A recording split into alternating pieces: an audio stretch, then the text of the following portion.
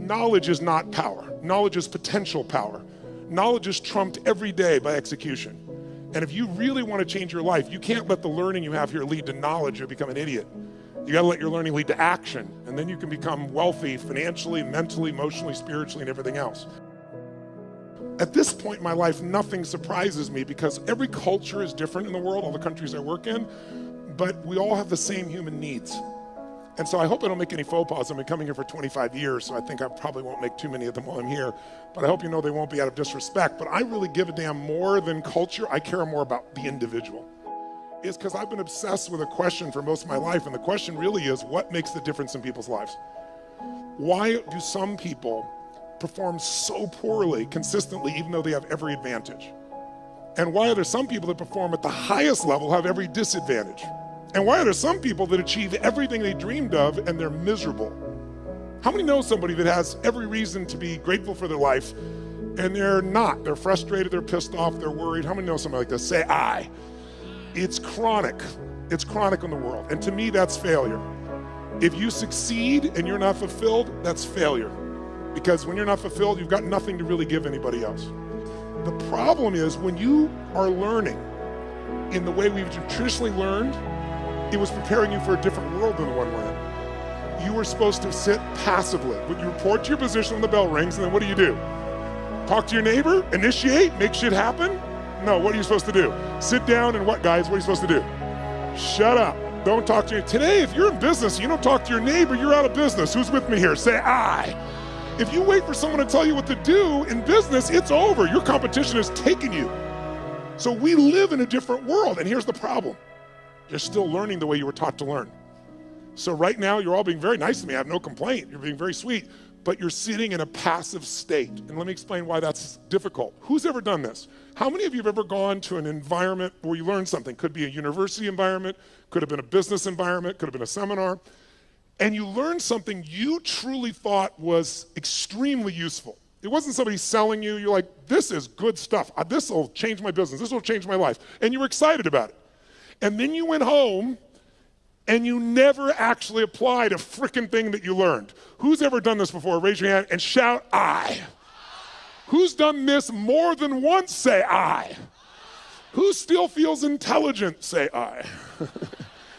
You're confused. Now, I've done the same thing in the past, and I had to figure out what's the problem here. How could I be this devoted, dedicated guy, commit my money, my time, my energy, go to these events, work my tail off, take lots of notes, and then not apply it? And it's because I was learning in a passive state. Because when you're sitting like you're sitting right now, there's nothing wrong with it, but you will not, how much will you remember? If I asked you, where were you on 9/11, and you're not even Americans, how many can remember the moment when you heard about those planes crashing in the building? You could see where you were, you could remember, raise your hand if you could remember every detail. Wow, tell me where you were on 8/11. You know why? Information without emotion is rarely maintained. If there's enough emotion, if on 8/11 you met a special person in a special place and had a special experience, you might remember that because there's a different level of emotion. So one of the things we want to do is when you're learning in the traditional sense, there's not enough emotion in your nervous system. There's not even enough emotion, there's not enough energy. If there's one thing we have to be successful, I'm wasting my time and I'd be wasting yours if all we do is continue to talk this way. The reason is it might be interesting. As we go through some of the strategies, you'll probably be excited, write them down. But in this level of energy, here's what happens. Whatever state you're in when you're learning, it gets linked to what you're learning.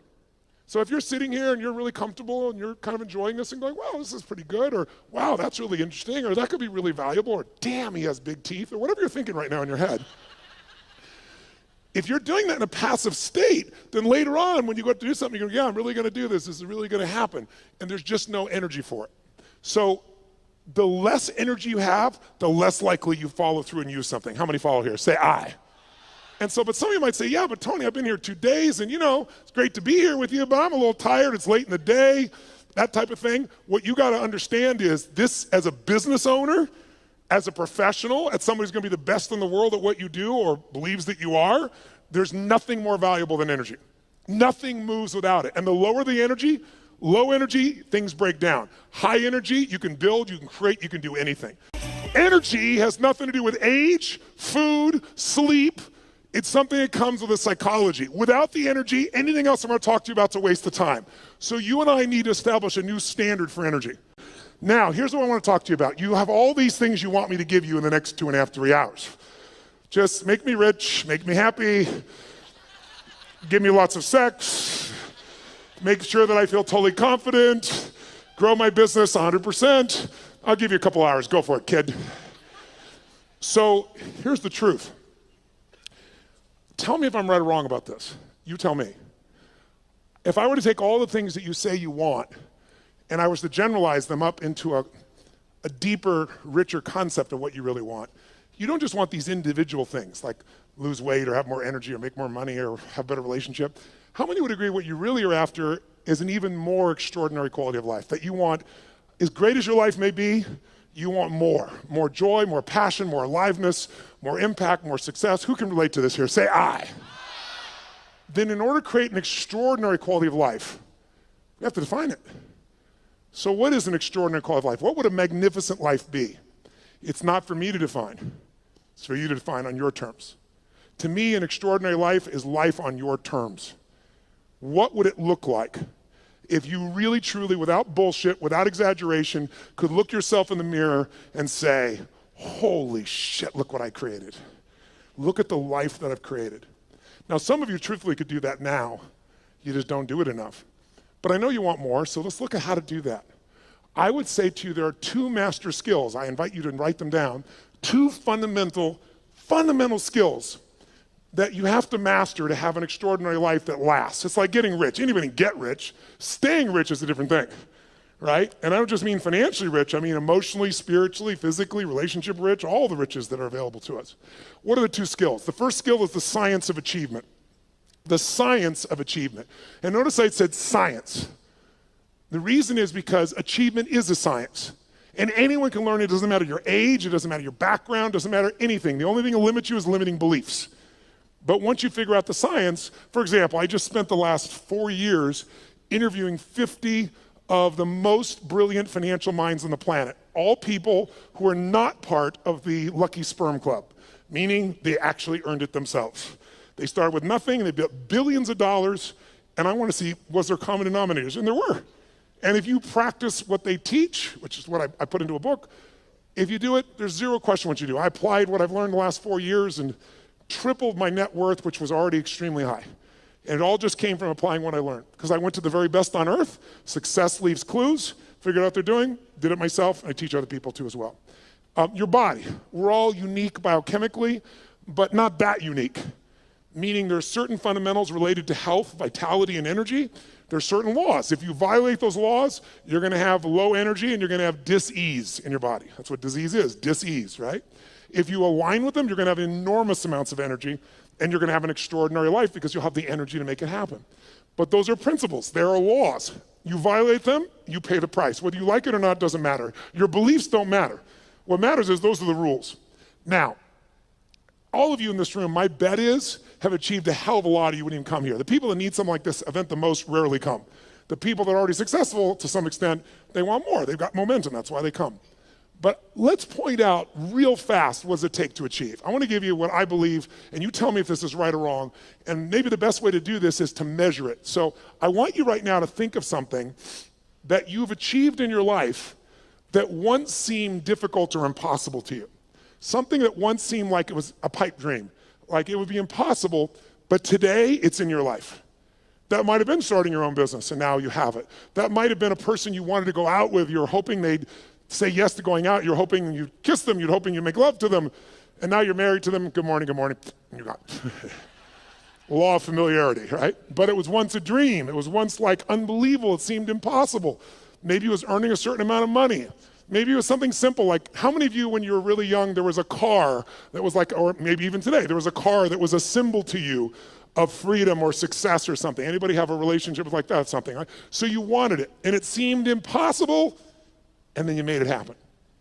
How many can think of something right now that once was impossible and it's in your life today, solid, you made it happen? Let me see your hands, say I. Then here's what I found, the best way to figure out how to duplicate success is to study how you've already done it. So think of that situation that once seemed impossible. It's now in your life. When it was impossible, what made it go from impossible to your life? Think about it. Well, what did you do to take this thing that seemed impossible and now it's in your life? But I would argue to you that there's 3 fundamental steps that everybody goes through at a minimum. If you took something once seemed impossible, it's there. And if we recognize what they are, you can go back to it and you know it works because you've done it before. And you can apply it to anything. And I've applied it most of my life. And by simplifying it, whenever I really want to achieve something, I come back to these 3 steps and I make it happen. So the first step is, tell me if this is true for you. You became obsessed by it. This thing you wanted, you didn't just want it, your hunger for it got stronger. Your desire for it got stronger. She's smiling, yes. Was it him? Good, I like that. Lucky man, right? But you had this hunger, you had this desire, but it's a hunger and a desire that wouldn't go away. People always ask me, one of the most common questions I'll get asked by people in the media is, Tony, is there a common trait? Because I coach all these multi-billionaires now at this point in my life. So I've got guys that have now become, I've coached them, but they're now my friends. So people, like, to give you an idea, Mark Benioff, who started Salesforce.com from 0, and they're going to do this year $8 billion. And he did it right out of one of my seminars. Came up and told me, you convinced me, I'm leaving my company, I'm gonna start this business, I'm gonna apply the principles you taught. He said, it's called Salesforce.com, I'm leaving Oracle, we're gonna do $100 million. He thought that was big, now they're doing $8 billion. But I'm coaching these people. Or to give you an idea, Sir Richard Branson. Richard's a good friend of mine, 400 companies he has. He's just, and you say, what do these people have in common? A Steve Forbes, what do they all have in common? What they have in common is hunger. A hunger that doesn't go away. Most people are hungry because things are uncomfortable, they don't like how it is, and they go to try to fix it, or they lose weight to get in a bikini for a month or whatever it is, but the hunger doesn't last.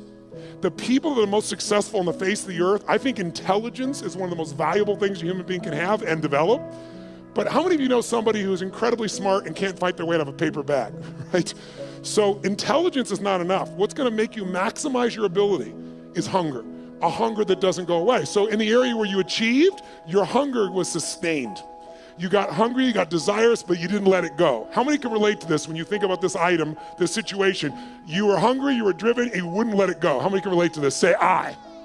And because you had that hunger, what did it do? It gave you the drive to do something, which is the second step. Once that hunger is strong enough, it'll pour you into action. So step 2 is you gotta take massive what? Massive, write down, massive action is the cure-all. We all know it, but we forget it. People say, I don't know what to do. Here's what you do, try anything. I don't know where to start. Throw up a rock, wherever it lands, start there.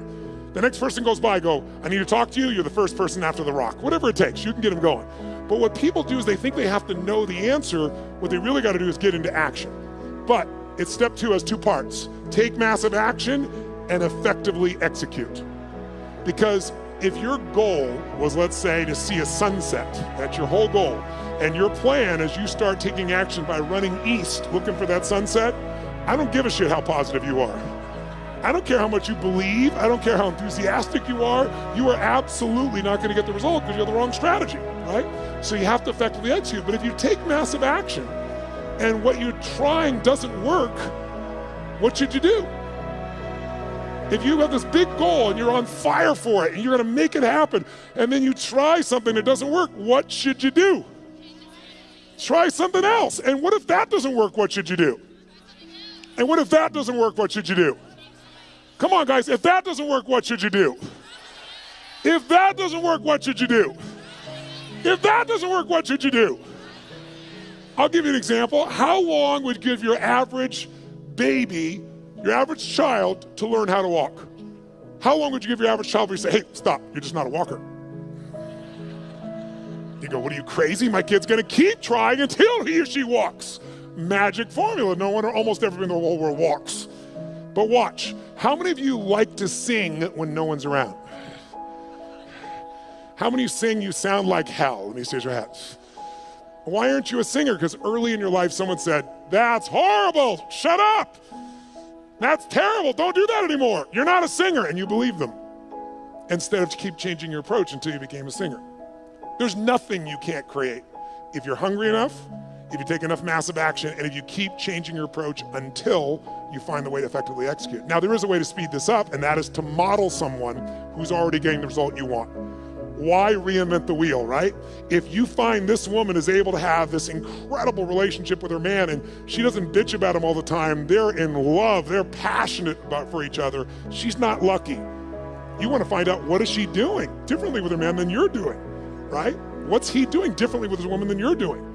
Because if you find that out, you're going to find out it isn't luck. There's something underneath it all. And once you know what that something is and you effectively execute, then you only need one more thing to achieve what you want. And that's grace. Or some people call it God. Some like to call it luck. But there is an amazing thing I've learned in my life. The harder you work, the more focused you are, the more committed you are, the more flexible you are, the more grace tends to come to you. And the more you acknowledge grace in your life, that no matter how hard you and I work, there's still grace that we've been born in this time in human history. I mean, there wasn't a better time in your life or any lifetime to be an entrepreneur than there is today. There's more resources available at your fingertips, it's in your pocket, for God's sakes, than ever existed in the history of the world. And it's going to change every aspect of your life, and you want to be ready to take advantage of that. But it's really hard to take advantage of things when you're busy not noticing all the grace that already exists. I found when you acknowledge it's there. Who can align with this? Who's ever felt that sense of guidance or grace in your life? Pretty beautiful. So to achieve, that's really all it takes. How many of you did these 3 steps? How many of you became obsessed about this thing you wanted and wouldn't let it go, and your energy built and your desire built, and then you took massive action, and you didn't know what the hell you're doing, but you've maybe changed enough times till you figured it out, and some grace came to you and it worked it out? Who's done this before? Say I. Then I'm here to tell you, whatever's not in your life today that you want, go back to those 3 steps. As basic as that is, that's all it takes. And we make it so much more complex in our minds. And that's why most people don't achieve. They get fearful because they make it bigger than it is. And you can speed it all up by doing what I've done throughout my life. Go find someone who is the best in the world at what they're doing and suck out of their brain whatever they know. But there's a second key lesson. Because how many of you have ever done this? How many of you have ever achieved a goal that you worked your tail off to get to, and then you achieved the goal and your brain said, is this all there is? Who's had this experience before? Say I. Isn't that a brutal experience? I'd rather fail because, if guys like you and I, ladies and gentlemen in this room, were to fail, you don't accept failure, right? You just get up and try something else. So failure is actually better because you could still succeed. When you succeed and you're not happy, now you're what I call technically screwed. That's demoralizing because you worked your guts out and you achieved it and you're still not fulfilled. So the second lesson, I believe, is even more important. And this lesson, if you can take it home tonight, I'm telling you, will change your life more than anything else I know. And I know it from 39 years of working with people, including myself. The second lesson is you must master the art of fulfillment. The art of fulfillment. And that sounds so basic, doesn't it? The art of fulfillment. But notice I didn't say the science of fulfillment. Why? It's not a science. You know why? Because what's going to fulfill you, my dear, you and you, even if you're dear friends or family, is not the same. Fulfillment's an art. If you want to know what fulfills people, look around this earth. You got to find what it is that will light you up. Because otherwise you achieve and you're not fulfilled. As I said earlier, success without fulfillment is the ultimate failure. You think that if you achieve, you're going to be happy. And I'm here to tell you, you got to happily achieve. And that sounds just like changing one word, but it's a different life. And in order to do that, you have to decide that fulfillment is even more important than achievement. And by the way, you don't have to choose. When you're really fulfilled, you tend to achieve more. But if you're going to be fulfilled by something in the future, and you can't find ecstasy in this moment, you won't find it in the future. More money, more accolades, more acknowledgement, more love, more alcohol, more sex, more whatever it is, it's not going to give you more ecstasy in the future if you can't find that ecstasy now.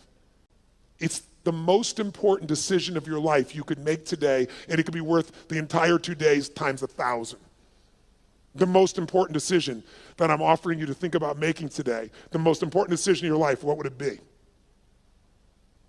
Some would say who you're going to marry, and I wouldn't disagree with that. That's probably one of the most important things in your life. Who you're going to spend time with is who you become. And if you pick the wrong person, life is a bitch. Or you marry him or her, right? And if it's the right person, life can be magnificent. But as important as that is, and I've made the wrong choice initially and the right choice for the last 17 years, my wife's been the greatest gift of my life. I thank God for every day. But I'm telling you, even more important than that decision. Because Your husband or wife or your boyfriend or girlfriend could go away. They could die. They could get cancer. They could leave you. They could divorce you. You're not in control. We all have the illusion of control. We have influence, not control. Not when it comes to other human beings. The only thing we can control is what we think about, what we focus on, what we feel, and what we experience. The most important decision of your life is deciding you will be happy no matter what. Because unless you do that, you won't be. And I can tell you achievement is common. Happiness that is sustained is not. If you want to be an achiever, here should be your new goal. To achieve the highest level of daily happiness that any human has ever experienced. Because if you do that, you'll be the ultimate achiever. You'll dwarf everyone else and you'll achieve as well. So I'd like, in the short time I got left, to do two things with you. I'd like to give you some tools, more tools for changing your states. You live in a beautiful state. How many like to do that? Say aye. Now I know many of you, about 35 or 40% of you came here primarily with the idea of business and business opportunities. So why am I talking about these items? How many of you, your business is like an extension of your identity? Let me see a show of hands. Or it's like your child. How many can relate to that, right? And how many of you have some children that need some correction? And so I do literally a 5-day total immersion on business. So I'm not holding back, but in 3 hours, I'd be sprinkling it. But I'd like to plant just a couple of seeds with you. And there's a unique opportunity that I'll tell you a little more at the end that the Australian government has created, that if you're an Australian citizen, who's an Australian citizen here? Awesome. You can go through my business mastery program and my Unleash the Power Within. One affects your psychology, one does every aspect of business. My promise out of the business mastery program is simple. If you don't have $1 million of value out of day one, you can leave on that point. You can even take your notebook with you. Nobody leaves. I've been doing this. I help people grow their business 30 to 130% like clockwork. And I'm talking about businesses like a company called HomeX, the largest home builder in Mexico. They directly relate to us, $750 million of increase in the last 24 months. Or a chiropractor's got 2 members of his staff, an army of 2, and he's doubled his business in the last 9 months, right? That's what I do. My greatest skill, and how do I do that?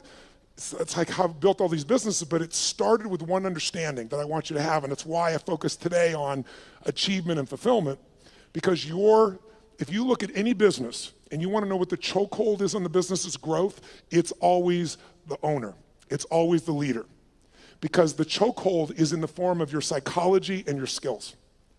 And I would say to you, jot it down, 80% of success in business is psychology and 20% is mechanics. Now, don't get me wrong. I'm a big believer in strategies because I know one strategy can save you a decade of pain. One strategy can make you $1 million. But if you have the strategy, how many have had lots of strategies in the past and then not followed through? Who's done this before? Say aye. That's why your psychology is the most important part. So I'll give you the details at the end, but I want to plant the seed with you. If you want to grow your business, you've got to grow. There is no business that's going to grow dynamically and consistently and give you huge levels of financial and emotional and spiritual rewards without you growing. But you have to have a way to do it that's disciplined, that gives you both the psychological change, but also the skill change. Some people do have a great psychology, but they know how to make a great product or service, but they're terrible at marketing. And today, by the way, does the best product win in the world we live in today? Yes or no? No. Which product wins?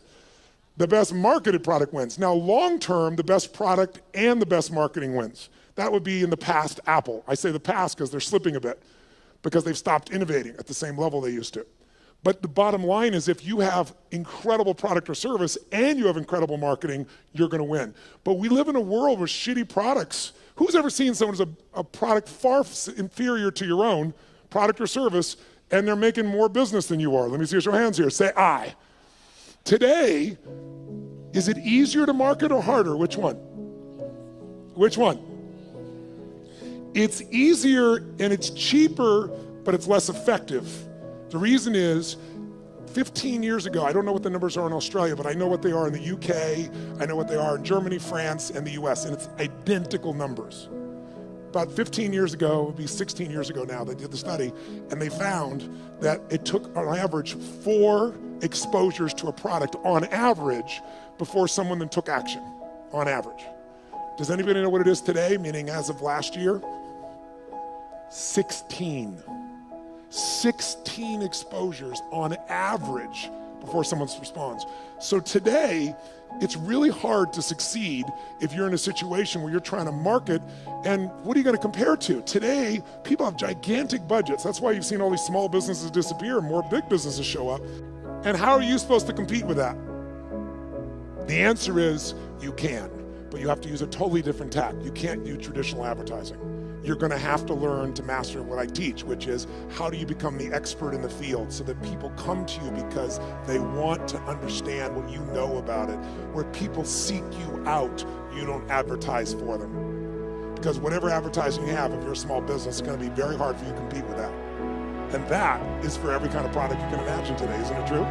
So a lot of people get down and out, it's just because they don't understand. It is so easy in the world we live in today to develop a level of expertise where your marketing is not marketing, it's adding value. If there's one way to become wealthy in business, there's only one way to stay wealthy. Find a way to do more for others than who? Than who?